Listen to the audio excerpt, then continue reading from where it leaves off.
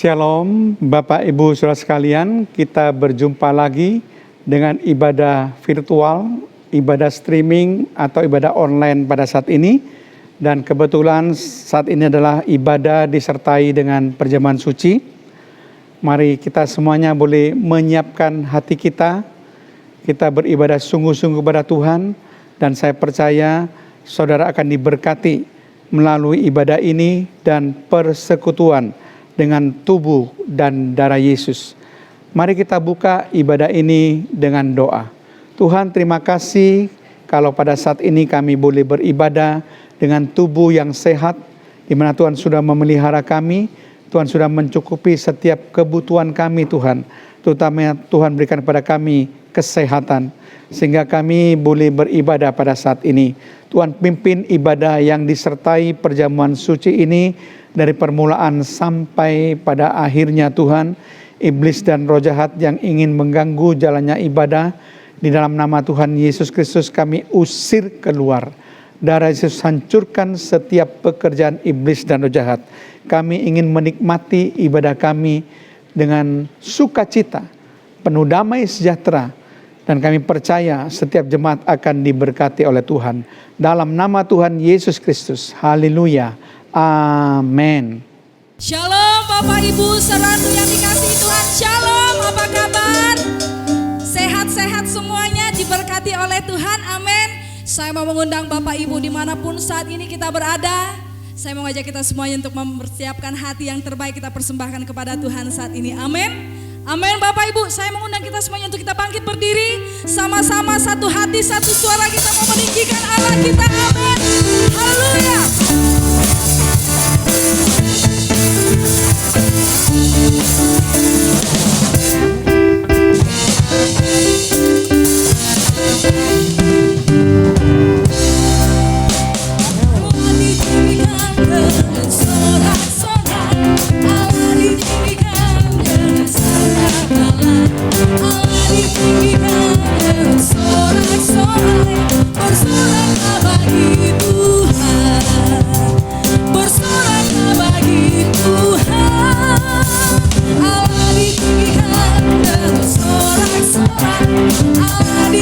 Dengan apa Bapak Ibu? Allah ditinggikan dan sorak-sorai, bersoraklah bagi Tuhan, bersoraklah bagi Tuhan, bersoraklah berpuji, bukanlah puji Tuhan. Allah diagungkan, Allah diagungkan, Allah diagungkan tinggi.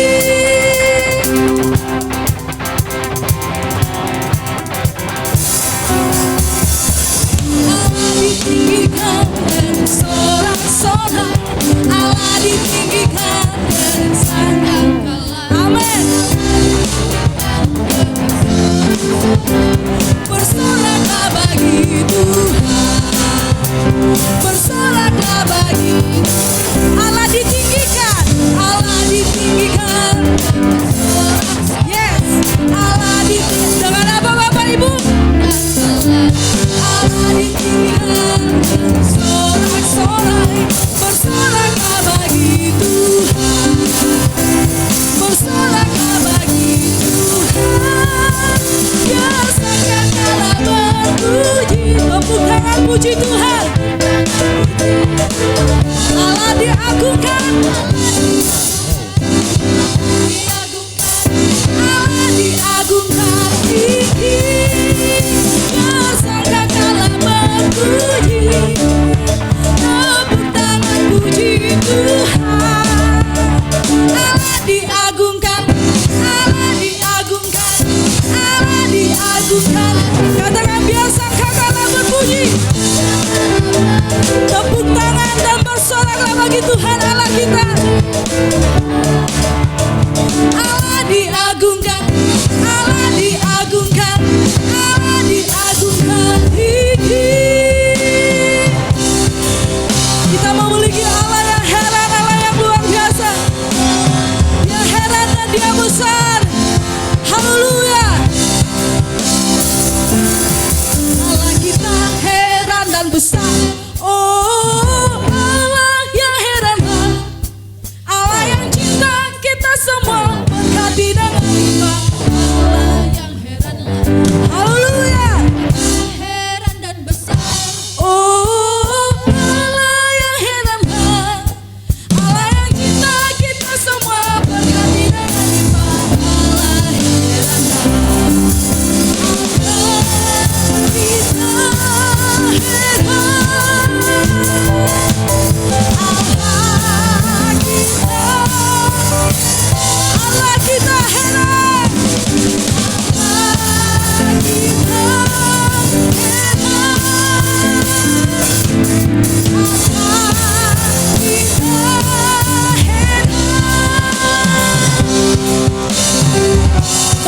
Bapak Ibu sebab memiliki Allah yang heran, Allah yang besar, yang selalu berpihak bagi setiap umatnya. Allah kita heran dan besar, Allah yang heran, Allah yang cinta kita semua berkati dengan limpah. Sekali lagi Allah kita heran, oh Allah yang heran, Allah yang cinta kita semua berkati dengan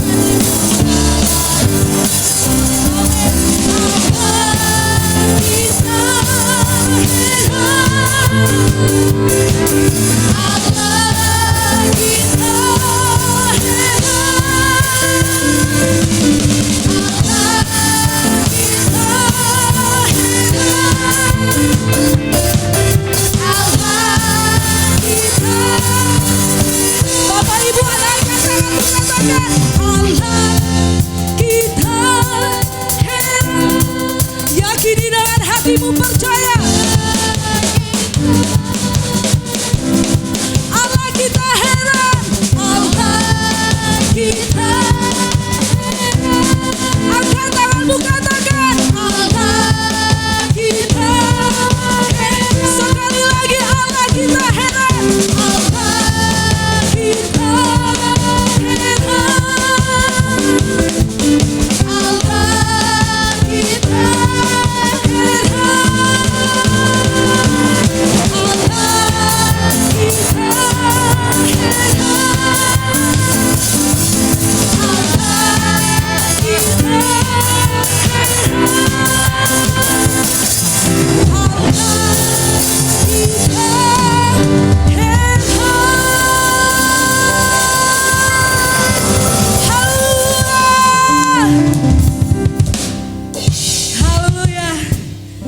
Bapak Ibu, saya persilakan untuk boleh duduk kembali.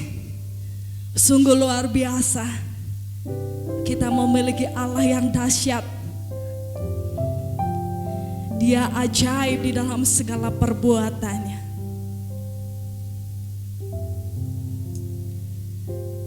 Dia yang menjadi sumber kekuatan kita, Bapak Ibu. Segala-galanya bukan hanya bagi saya, namun bagi kita. Tetap bersandar, tetap berpengharapan hanya kepada Yesus, Tuhan dan Juru Selamat atas hidup kita.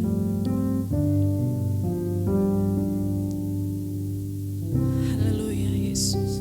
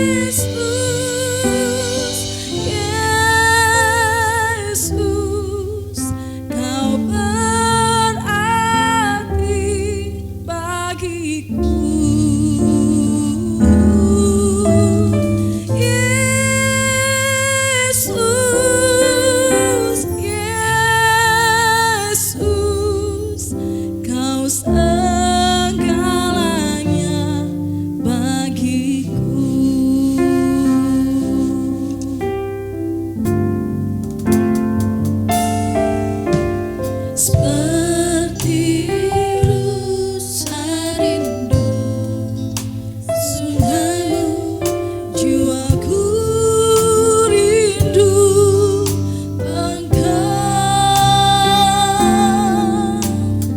Kaulah Tuhan hasrat hatiku, ku rindu menyembah seperti rusa rindu sungaimu Tuhan, seperti rusa rindu sungaimu, jiwaku rindu Engkau. Kaulah Tuhan hasrat hatiku, ku rindu menyembahmu.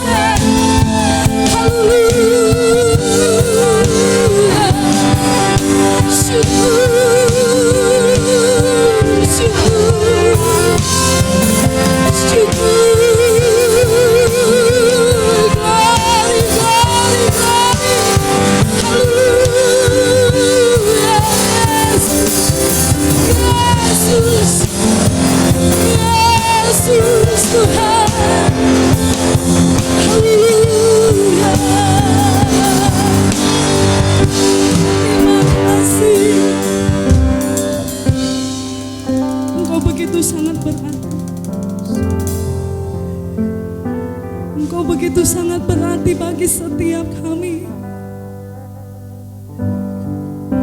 Yesus, kami menyembah-Mu Tuhan.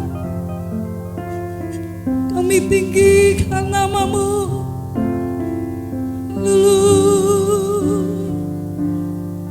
Mari Bapak Ibu,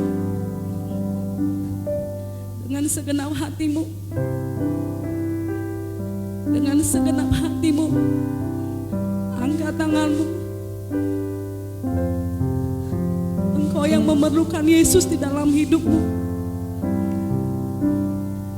Angkat tanganmu dan panggil namanya. Panggil namanya, katakan, Yesus, Yesus, Kau berarti bagiku. Yes. Yesus, Yesus, Kau segalanya bagi. Lebih sungguh-sungguh lagi Bapak Ibu, panggil namanya. Yesus, Yesus, Kau berarti bagiku.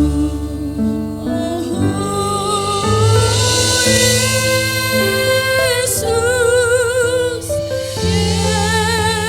Yesus, Kau segalanya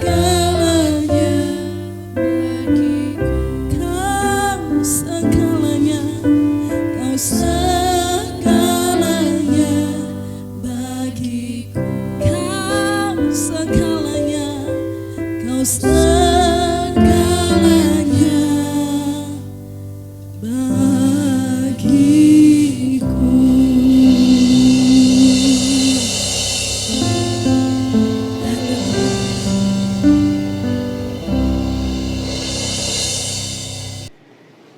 Kita sudah memuji dan memuliakan nama Tuhan.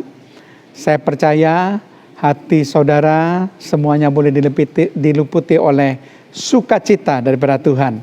Dan kita siap untuk mendengarkan kebenaran firman Tuhan.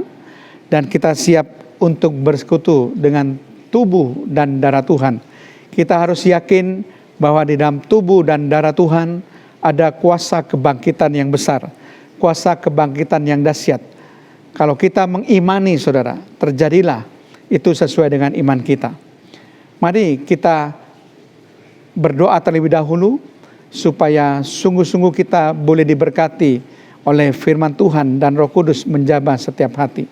Terima kasih Tuhan, tibalah saatnya kami boleh mendengarkan kebenaran firman-Mu. Kiranya Tuhan berikan pengertian baru, Roh Kudus memberikan pewahyuan ilahi dan pembukaan rahasia firman Tuhan. Terpujilah nama-Mu Tuhan, di dalam nama Tuhan Yesus Kristus. Haleluya. Amin. Shalom Bapak Ibu Saudara sekalian. Pada kesempatan ini saya ingin membawakan kebenaran firman Tuhan yang saya beri judul Teladan dari Jemaat Antiokhia. Sekali lagi judul firman Tuhan adalah Teladan dari Jemaat Antiokhia. Nah, ketika saudara mendengar kata Antiokhia, tentu kata ini tidaklah asing bagi setiap orang-orang Kristen. Kenapa saya katakan kalau kata Antiokhia tidak asing bagi setiap orang-orang Kristen? Tahukah saudara bahwa nama Kristen itu dikenakan pada para pengikut Kristus pertama kali dikumandangkan di kota Antiokhia.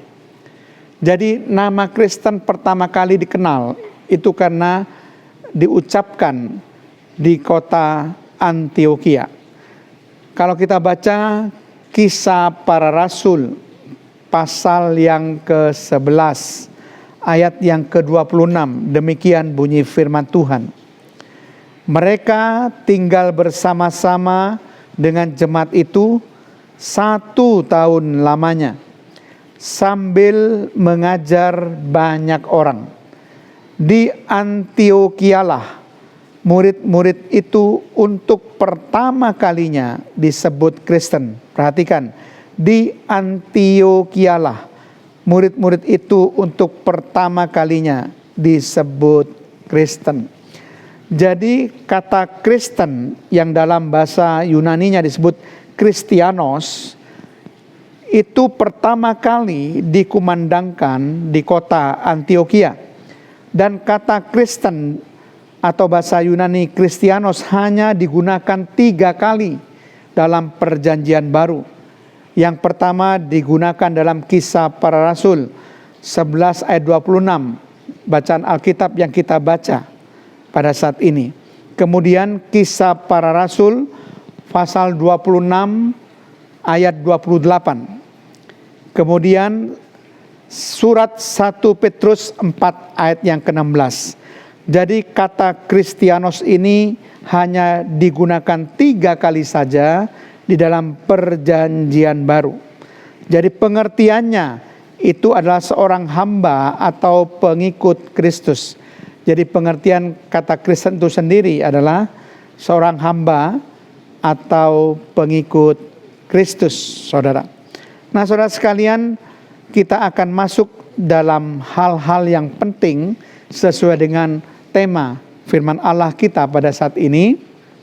Apa teladan dari jemaat Antiokhia yang bisa kita petik pada saat ini, saudara?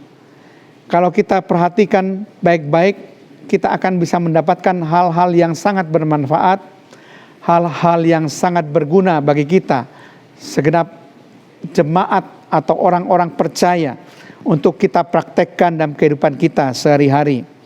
Coba kita baca Kisah Para Rasul pasal yang ke-11 ayat yang ke-22. Kita baca ini lebih dahulu, kemudian kita akan lompat ayat 25 sampai ayat 26a. Kita baca ayat 22 terlebih dahulu.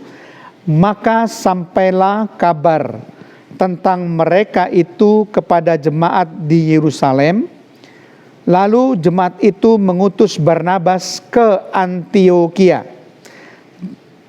Ayat 25. Lalu pergilah Barnabas ke Tarsus untuk mencari Saulus, dan setelah bertemu dengan dia, ia membawanya ke Antiokhia. Ayat 26 bagian A. Mereka tinggal bersama-sama dengan jemaat itu, maksudnya Barnabas dan Saulus tinggal bersama jemaat Antiokhia 1 tahun lamanya sambil mengajar banyak orang. Nah, saudara perhatikan baik-baik. Teladan yang diberikan oleh jemaat Antiokhia ini adalah bahwa jemaat Antiokhia ini mau diajar dan mau belajar. Jadi jelas sekali ini suatu teladan yang baik, bahwa kalau kita menjadi orang yang mau diajar dan mau belajar, maka kita akan menjadi orang yang maju, saudara. Orang yang wawasannya akan bertambah. Sebaliknya, orang yang tidak mau diajar dan orang yang tidak mau belajar, orang ini tidak bisa mengembangkan dirinya. Orang ini menjadi orang yang sombong, seakan-akan dia tidak perlu lagi ajaran daripada orang lain. Padahal kita harus bersikap rendah hati, sama seperti teladan Yesus Kristus. Dikatakan bahwa belajarlah kepadaku, sebab aku ini lemah lembut dan rendah hati. Jadi orang yang mau diajar dan orang yang mau belajar itu adalah tipe orang-orang yang rendah hati. Tipe orang-orang yang bisa mengembangkan dirinya. Tipe orang-orang yang bisa maju, saudara. Yang terus-menerus menambah wawasan pengetahuannya, sehingga menjadi luas dan semakin luas. Makin banyak kita belajar, maka kita akan menjadi pandai. Makin banyak kita belajar, kita akan lebih mengetahui segala hal lebih jauh di dunia ini, saudara. Itu sebabnya saya meminta agar setiap jemaat menjadi long life learners, adalah pembelajar seumur hidup kita. Jadi belajar bukan cuma di sekolah, bukan. Setelah lulus sekolah pun kita tetap harus belajar. Belajar itu tidak mengenal waktu, seumur hidup kita harus tetap belajar, terus mengisi supaya kita boleh bertambah pengetahuan kita, wawasan kita menjadi luas, sehingga kita bisa berpikir lebih maju lagi dari waktu-waktu sebelumnya. Sama seperti jemaat Antiokhia, di sini dikatakan bahwa mereka bersedia diajar oleh Barnabas dan Saulus ini selama 1 tahun lamanya. Tidak mudah, saudara. Kalau kita hanya menjadi orang percaya saja, begitu gampang kita bisa percaya pada Yesus. Tetapi kalau ingin menjadi murid, tentu kita harus mulai belajar, menerima ajaran-ajaran untuk didewasakan rohaninya. Menjadi murid itu tidak mudah, membutuhkan waktu, saudara. Kalau menjadi orang percaya, engkau bisa percaya pada saat ini juga ketika mendengar firman. Tapi menjadi murid perlu pendewasaan rohani. Perlu untuk diajar supaya kita bisa menjadi murid. Ya, itu teladan yang pertama dari jemaat Antiokhia, di mana mereka mau diajar oleh Barnabas, ya, dan Saulus di sini, yang pada waktu itu Barnabas dikirim oleh jemaat Yerusalem dan Barnabas menjemput Saulus di Tarsus, saudara. Jadi level rohani daripada jemaat Antiokhia ini akan makin meningkat, karena selama 1 tahun mereka bersedia untuk diajar oleh Barnabas dan Saulus ini. Jadi banyak sekali kalau kita lihat contoh-contoh seperti yang lain, misalnya jemaat di Efesus. Mereka juga mau diajar oleh Paulus di ruang kuliah Tiranus selama bukan saja 1 tahun seperti jemaat di Antiokhia, tetapi mereka diajar oleh Paulus selama 2 tahun lamanya. Bapak Ibu saudara-saudara bisa membacanya di Kisah Para Rasul 19 ayat yang ke-9 sampai 10. Di situ jelas bahwa Paulus mengajar di ruang kuliah Tiranus, dan hal ini dilakukan oleh Paulus selama 2 tahun lamanya. Jemaat Efesus mau untuk diajar oleh Paulus selama 2 tahun lamanya, sehingga pondasi kekristenannya, pondasi rohaninya menjadi kuat. Tidak ada orang yang instan menjadi rohani tanpa belajar, saudara. Kita harus belajar dan juga mau diajar. Jangan kita menjadi sombong rohani, sepertinya kita tahu segala-galanya dan kita tidak mau untuk diajar dan tidak mau untuk belajar. Itu teladan daripada jemaat Antiokhia yang pertama, yaitu kita harus mau diajar dan mau belajar supaya kita bisa bertambah maju dan kita bisa mengembangkan diri kita. Nah, teladan jemaat Antiokhia yang kedua adalah jemaat Antiokhia ini mengajarkan tentang belas kasihan. Jadi jemaat Antiokhia ini mengajarkan tentang belas kasihan. Hal ini bisa kita lihat di dalam Kisah Para Rasul pasal yang ke-11 ayat yang ke-27 sampai ayat yang ke-29. Dikatakan demikian. Ayat 27. Pada waktu itu datanglah beberapa nabi dari Yerusalem ke Antiokhia. Ayat 28. Seorang dari mereka yang bernama Agabus bangkit, dan oleh kuasa roh ia mengatakan bahwa seluruh dunia akan ditimpa bahaya, kelaparan yang besar. Hal itu terjadi juga pada zaman Claudius. Ayat 29. Lalu murid-murid memutuskan untuk mengumpulkan suatu sumbangan sesuai dengan kemampuan mereka masing-masing dan mengirimkannya kepada saudara-saudara yang diam di Yudea. Nah, saudara sekalian, ketika Nabi Agabus berbicara bahwa akan datang bahaya kelaparan, maka jemaat di Antiokhia ini memutuskan untuk mengumpulkan suatu sumbangan, dan ini tidak dipaksa karena dikatakan sesuai dengan kemampuan masing-masing. Jadi bukan masalah berapa jumlahnya, tetapi bagaimana hati kita yang rela untuk memberikan sumbangan. Ini menunjukkan belas kasih yang luar biasa dari jemaat Antiokhia. Ini menunjukkan belas kasihan yang luar biasa dari jemaat Antiokhia kepada orang-orang yang menderita, terutama seperti nubuat dari Nabi Agabus, orang yang menderita bahaya, kelaparan. Sehingga langsung reaksi jemaat Antiokhia beraksi untuk mengumpulkan sumbangan. Jadi tidak tunggu waktu yang lama. Reaksinya adalah spontanitas, reaksi yang secara langsung menunjukkan kepeduliannya, saudara. Bagaimana dia bisa menunjukkan belas kasihannya, belas kasihnya kepada jemaat-jemaat atau orang-orang di Yudea yang sedang mengalami bahaya kelaparan.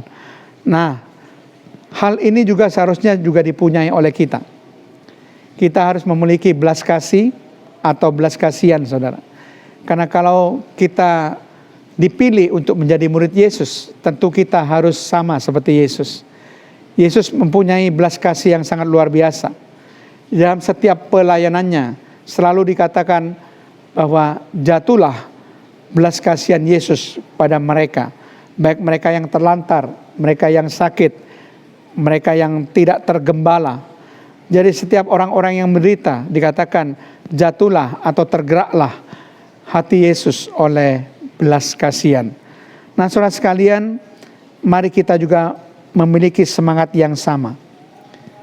Kita harus punya belas kasihan terhadap orang-orang yang membutuhkan, orang-orang yang menderita, yang sedang di dalam masalah pada saat ini, saudara ya.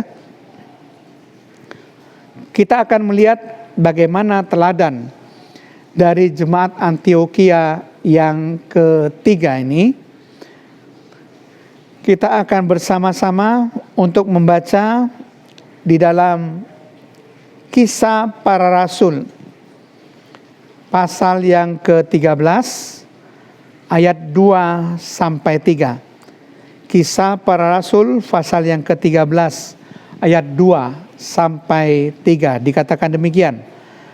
Ayat 2, pada suatu hari ketika mereka beribadah kepada Tuhan dan berpuasa, berkatalah Roh Kudus, khususkanlah Barnabas dan Saulus bagiku untuk tugas yang telah kutentukan bagi mereka. Ayat yang ketiga, maka berpuasa dan berdoalah mereka. Dan setelah meletakkan tangan ke atas kedua orang itu, mereka membiarkan keduanya pergi. Nah, saudara sekalian, ada 3 teladan yang diberikan oleh jemaat Antiokhia menurut ayat ini. Teladan yang pertama adalah ketaatan kepada Roh Kudus. Di sini dikatakan bahwa Roh Kudus meminta supaya Barnabas dan Saulus dikhususkan bagi Tuhan untuk tugas yang telah Tuhan tentukan bagi mereka. Jadi ini perkataan Roh Kudus kepada jemaat di Antiokhia supaya Barnabas dan Saulus ini dikhususkan untuk tugas yang ditentukan Tuhan. Lalu dikatakan di sini, maka berpuasa dan berdoalah mereka. Dan setelah meletakkan tangan ke atas kedua orang itu, mereka membiarkan keduanya pergi. Kata membiarkan keduanya pergi berarti mereka menunjukkan ketaatannya pada Roh Kudus. Tetapi teladan yang kedua yang sangat luar biasa. Sebelum mereka memutuskan segala sesuatu, dikatakan mereka berpuasa dan berdoa terlebih dahulu. Jadi kalau saya katakan berdoa dan berpuasa itu adalah invisible power. Itu adalah kuasa yang tidak terlihat. Ketika kita berdoa dan puasa, ada suatu daya dobrak, ada suatu kuasa yang besar yang kita akan miliki. Itu sebabnya sebelum memutuskan membiarkan Barnabas dan Saulus pergi, jemaat di Antiokhia berpuasa terlebih dahulu dan juga berdoa terlebih dahulu. Jadi tidak semena-mena menentukan sendiri, tapi bertanya kepada Tuhan. Itu sebabnya saudara, jemaat Antiokhia menjadi jemaat yang sangat kuat, yang sangat berkembang saudara. Karena mereka mengutamakan 3 hal, yaitu taat kepada Roh Kudus, mereka suka berdoa, dan suka berpuasa sebelum memutuskan sesuatu yang penting. Sesuatu yang harus diputuskan itu tidak serta-merta diputuskan dengan kehendak sendiri, tapi bertanya terlebih dahulu kepada Tuhan. Dan saya percaya Tuhan sangat berkenan dengan cara seperti ini, style hidup seperti ini saudara. Apakah ketika saudara memutuskan sesuatu yang penting sudah bertanya kepada Tuhan, sudah berdoa dan berpuasa terlebih dahulu kepada Tuhan. Jadi tadi kita sudah melihat bahwa teladan yang diberikan oleh jemaat Antiokhia ini suatu teladan yang sangat baik.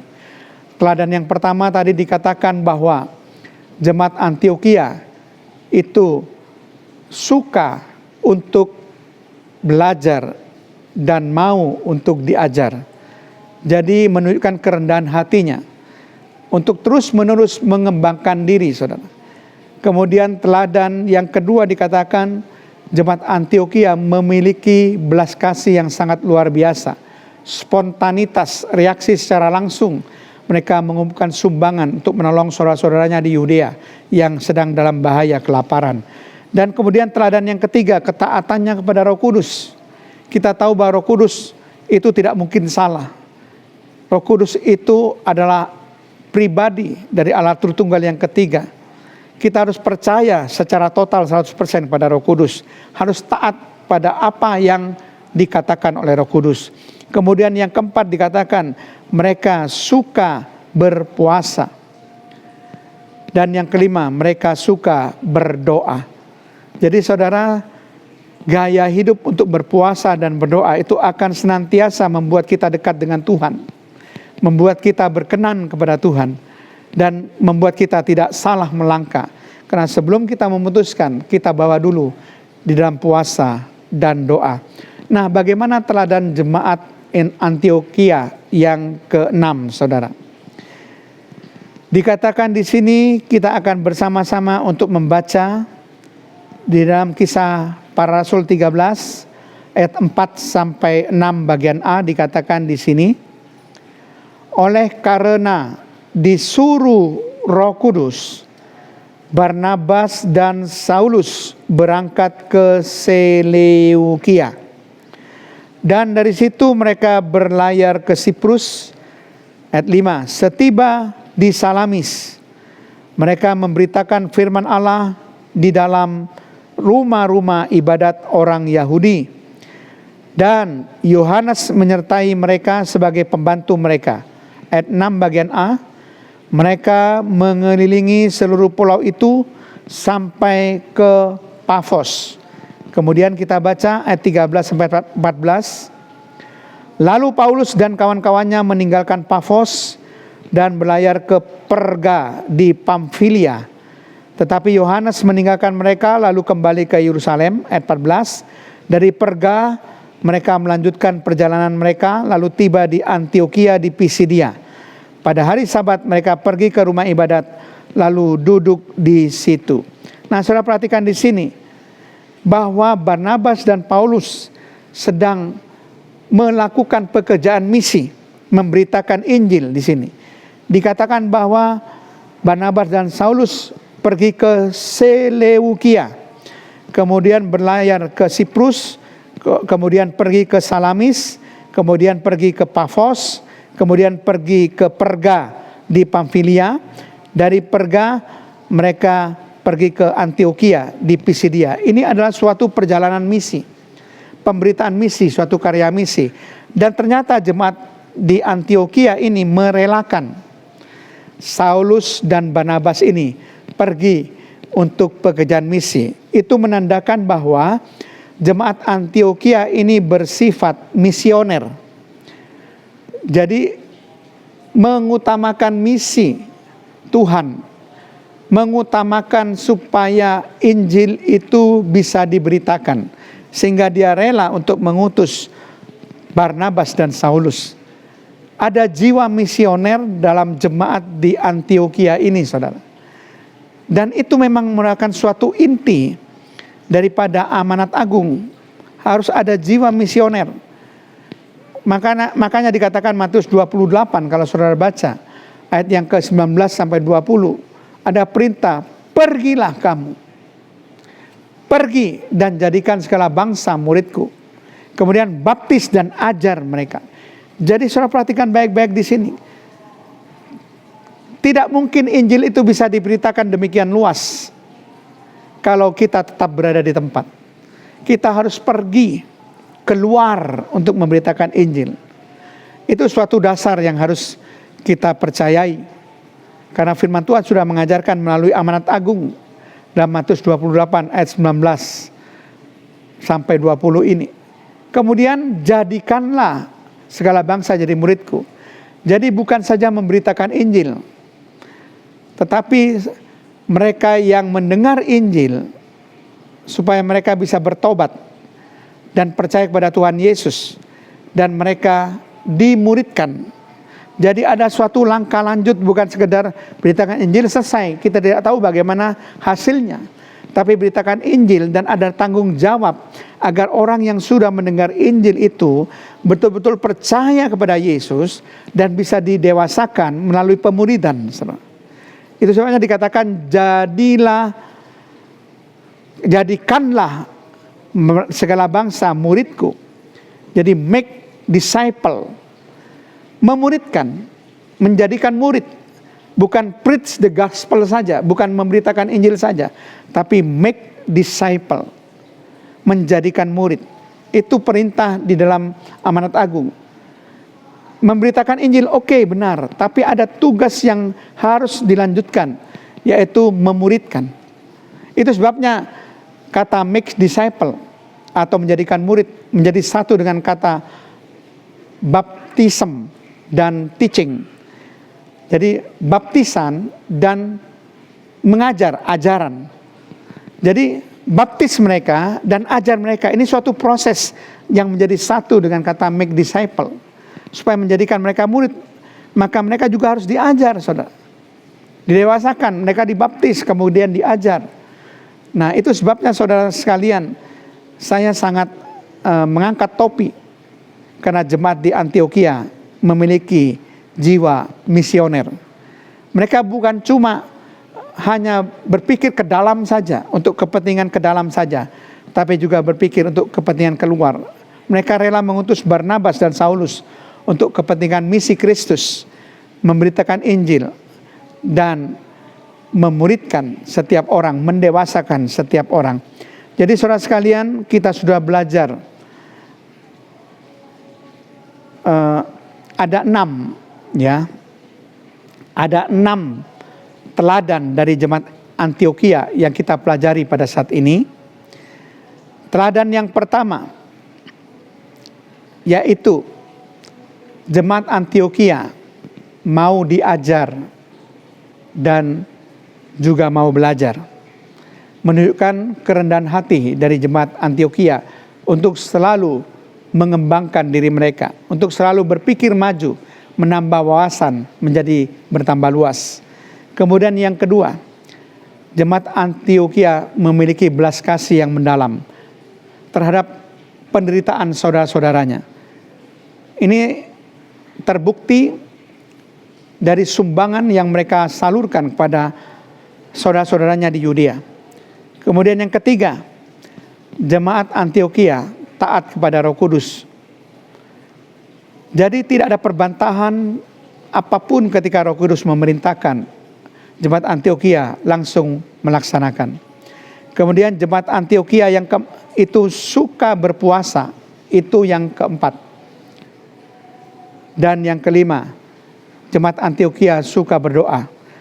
Jadi gaya hidup berpuasa dan berdoa itu diterapkan oleh jemaat Antioquia sebelum mereka mengambil keputusan yang penting.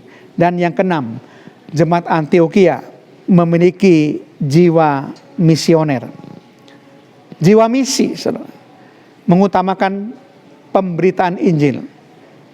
Bukan cuma memandang ke dalam, tetapi juga memandang keluar. peduli akan keselamatan jiwa-jiwa. Dan saya harapkan keenam teladan dari jemaat Antioquia ini juga dimiliki oleh kita semua para jemaat pada saat ini. Amin. Mari kita akan masuk sebentar di dalam perjamuan suci dan kita berdoa untuk peneguhan firman yang sudah kita dengar. Terima kasih Tuhan supaya firman Tuhan yang sudah hamba-Mu sampaikan boleh sungguh-sungguh akan menjadi bagian dalam kehidupan kami. Bukan kami cuma menjadi pendengar-pendengar firman, kami juga bisa menjadi pelaku firman Tuhan. Terima kasih Tuhan Yesus, kami percaya Tuhan Yesus, Tuhan akan sangat senang jika kami sungguh-sungguh hidup sesuai dengan firman-Mu. Sebentar kami akan bersekutu dengan tubuh dan darah-Mu Tuhan. Di depan ada roti dan anggur. Di dalam nama Tuhan Yesus Kristus, berkati roti ini. Roti yang sudah diberkati di dalam nama-Mu bukan menjadi roti biasa. Itu sebabnya Tuhan, dalam nama Bapa, Putra, dan Roh Kudus, dalam nama Tuhan Yesus Kristus, Tuhan berkati roti ini. Maka roti ini bukan lagi roti biasa, tetapi tubuh Yesus. Dan juga berkati anggur ini Tuhan. Dalam nama Bapa, Putra, dan Roh Kudus, dalam nama Tuhan Yesus Kristus, anggur ini bukan lagi anggur biasa, tetapi ini adalah darah Yesus. Kami percaya dalam tubuh dan darah-Mu ini Tuhan, ada kuasa kebangkitan yang besar. Kalau kami percaya dan beriman kepada Tuhan dengan sungguh-sungguh, maka kuasa kebangkitan bekerja atas diri kami. Maka yang sakit akan disembuhkan oleh Tuhan. Maka yang percaya apapun yang diderita oleh setiap jemaat, akan datang pertolongan Tuhan sesuai iman dan percaya kami. Dalam nama Tuhan Yesus Kristus. Haleluya. Amin. Bapak Ibu Saudara sekalian, siapkan roti dan anggur Bapak Ibu. Jangan makan dulu, kita akan dengarkan dahulu firman Tuhan yang terdapat di dalam surat 1 Korintus pasal yang ke-11. Kita akan membaca mulai ayat yang ke-26. Demikian bunyi firman Tuhan.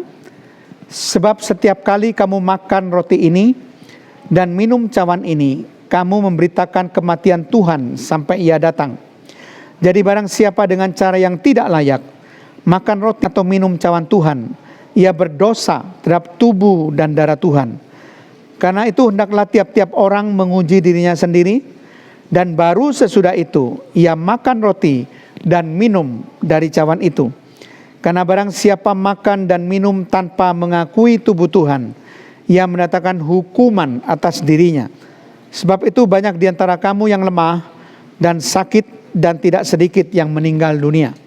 Nah, saudara perhatikan, roti ini sudah didoakan dalam nama Bapa, Putra, dan Roh Kudus, dalam nama Tuhan Yesus Kristus.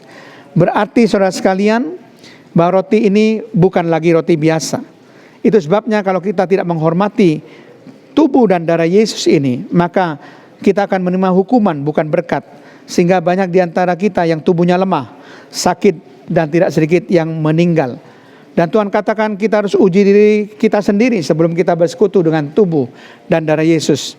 Mari kita berdoa meminta ampun kepada Tuhan, supaya Tuhan mengampuni setiap dosa-dosa kita, bereskan dosa kita di hadapan Tuhan, baru kita bersekutu dengan tubuh dan darah Yesus. Angkat roti tinggi-tinggi ke atas, dan sesudah itu ia mengucap syukur atasnya, ia memecah-mecahkannya dan berkata, inilah tubuhku yang diserahkan bagi kamu. Perbuatlah ini menjadi peringatan akan aku. Bukankah roti yang dipecah-pecahkan adalah persetujuan dengan tubuh Yesus? Haleluya. Mari kita makan dengan iman dalam nama Tuhan Yesus Kristus.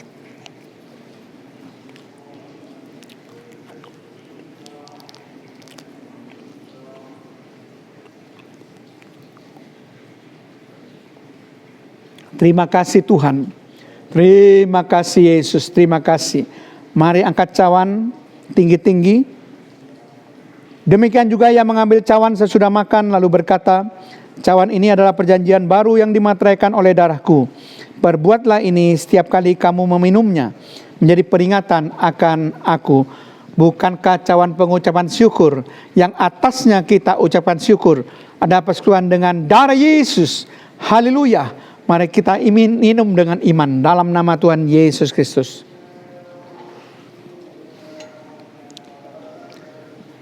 Terima kasih Tuhan kalau hamba-Mu dan seluruh jemaat boleh bersekutu dengan tubuh dan darah-Mu. Kami percaya terjadi pembalikan keadaan di kayu salib Tuhan. Yang sakit Tuhan sembuhkan. Yang berdosa sudah menerima pengampunan daripada Tuhan. Yang statusnya sebagai lawan-lawan daripada Allah menjadi anak-anak daripada Allah. Yang hidup di bawah kutuk menjadi hidup di bawah berkat. Terpujilah nama-Mu Tuhan. Hamba juga berdoa untuk setiap persembahan, persepuluhan yang diberikan jemaat untuk pekerjaan Tuhan di tempat ini.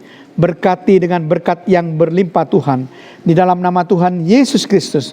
Tuhan berkati setiap usaha, setiap pekerjaan, setiap pelayanan dari jemaat. Tuhan berkati dengan umur yang panjang dan kesehatan ilahi. Tuhan berkati dengan perlindungan daripada Allah.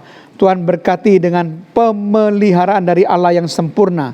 Tuhan berkati dengan penyertaan daripada Allah sampai selama-lamanya. Tuhan berikan masa depan yang penuh harapan Tuhan.